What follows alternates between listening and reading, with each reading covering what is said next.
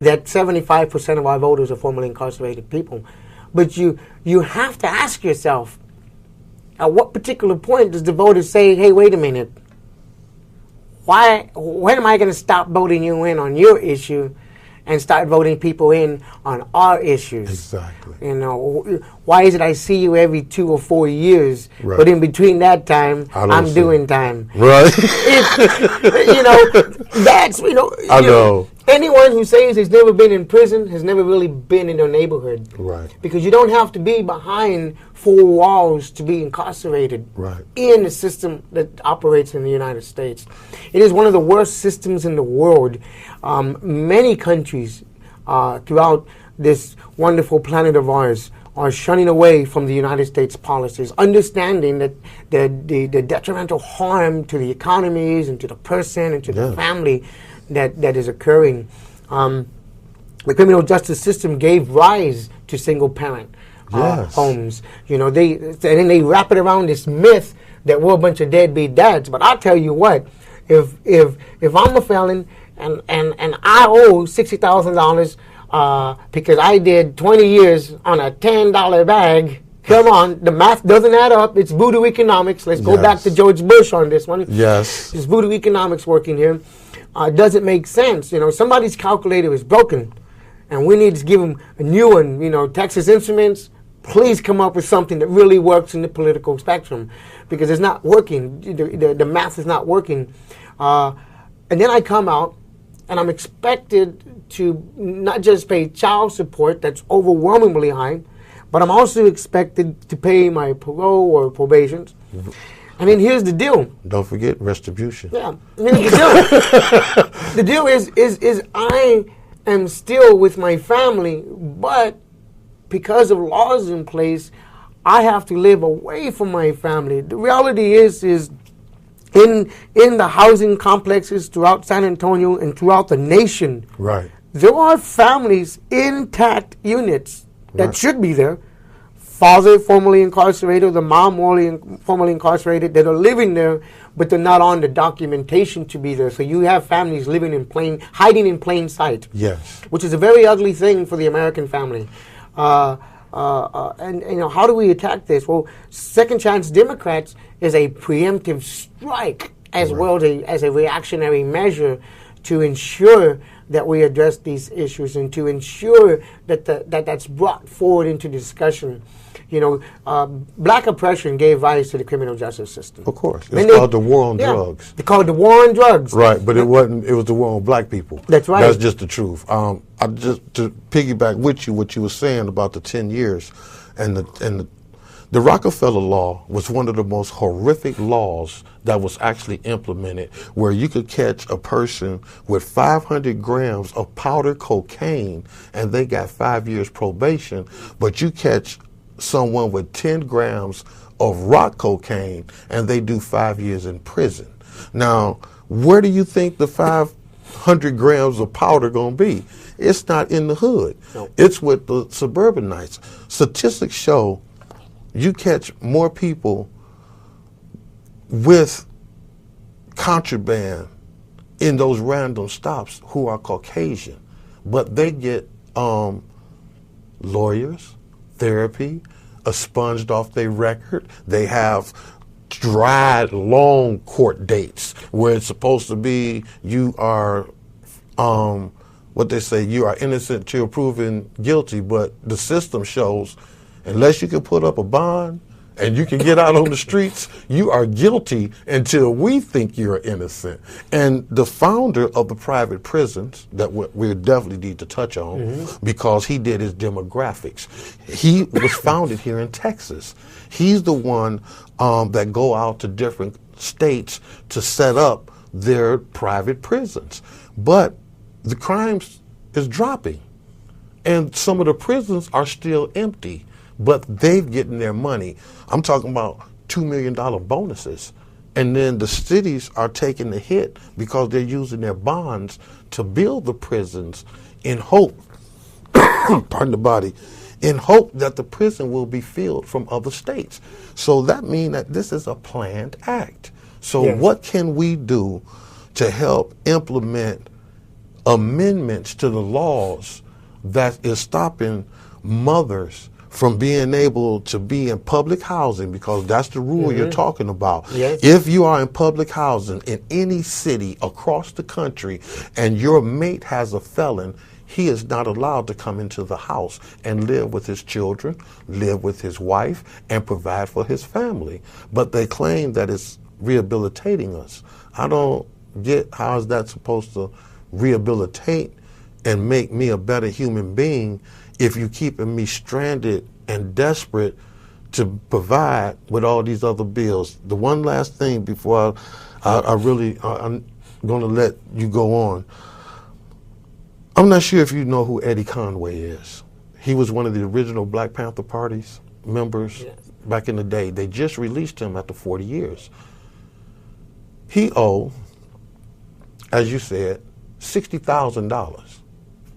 And he's not allowed to leave Oakland, California to even do any open talks or motivational speaks in order for him to bring in the revenue that he would have been bringing in to help people stay in out of the position that he's in. So that's that catch-22 that you're speaking of. And I didn't mean to take over so much. It's just you touched my soul when you was like, and I'm like, no, Eddie Conway, and I was talking to Trey.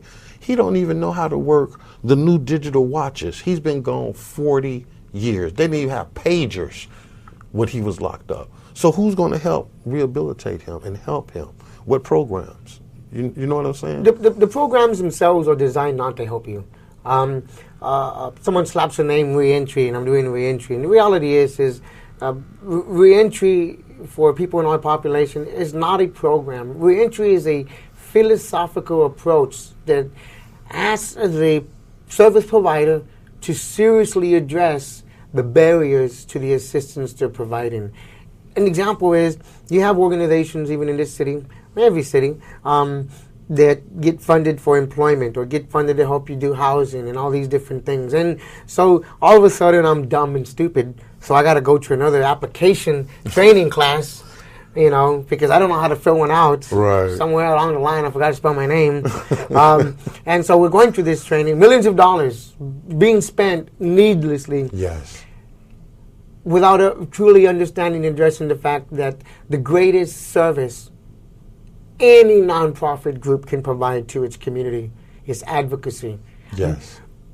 What scares nonprofit groups about persons like myself, servant leaders like myself, yes, servant leaders like yourself, yes, and people who are trying to empower them, is that, yes, let me say this very clearly, we are trying to shut your doors. Because when we succeed, we don't need you in the community. Exactly. And that's what we're fighting against. Programs and ideas to help the community that are half-hearted, right, truly not even providing any real assistance, right, but it looks good on paper. That's a terrible thing. The thing about the housing and employment is, you know, the individual housing agencies nationwide, they get to make up their own rules. You don't need to go to HUD National in Washington, D.C. and speak with Julian Castro. You could do that to make it a mandate for the national level, but our politics is local, so we should begin addressing the board here, providing them with information like from the NOLA report out of New Orleans that implements smart policies on family reunification and bringing people together, reuniting the family unit. But we're stuck on this word crime, you know. And I think the biggest crime of all in America is that everything is a crime. And that's what I was laughing with a friend of mine.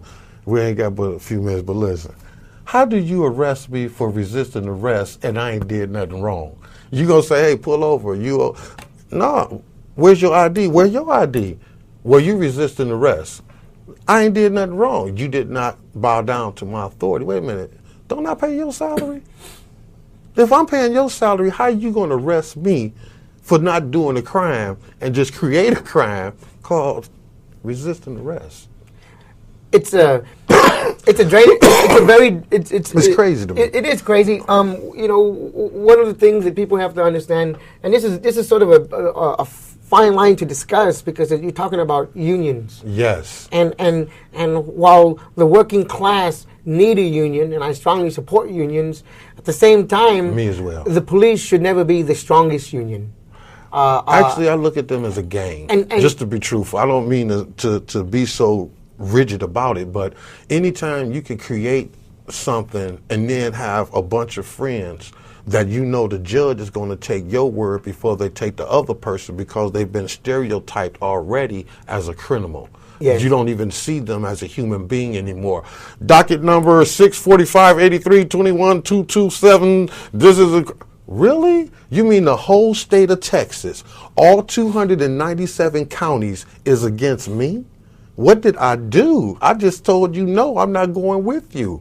Because you the police don't mean that I got to go with you. You know. And they look at you like, well, haven't you looked in the mirror lately? You do realize you're black. And so right there, you done already committed an offense.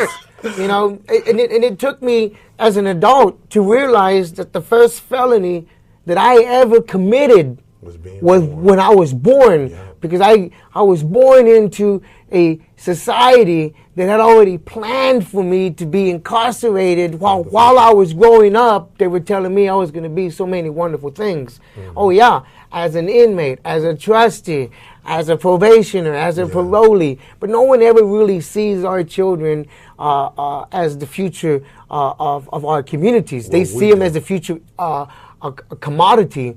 We're cows walking on 2 feet, and they're milking the hell out of us because they're draining us, and we need to figure out a way how to challenge that. When you talk about police budgets and how we implement laws in our community, I'll wrap it up with this. Second chance Democrats. Yes. I'm gonna tell you right now. We have the power to elect anyone we want to city council. And when we control the ability to elect candidates to city council that are like-minded and understanding the need for change, yes, then we can de-escalate the police budget and invest it where the true mechanism of safety is. Education and community programs, youth activities, parks, all these different things. I was walking down some of these streets totally torn up like crazy, but the $50,000 police cruiser just passed me up. I think it was 4 of them. There goes $200,000, but this little kid's over here starving. Right. And this is in the community where we need these things. Second chance Democrats is also an oxymoron in a kind of way, because one of the things I like people know, well, he don't need a second chance. Well, you need to wake up, because the reality is no one's ever been even given a first chance. We grow up in this society that we have that is designed to create the economic chaos that exists in our communities. It's designed to create separated families.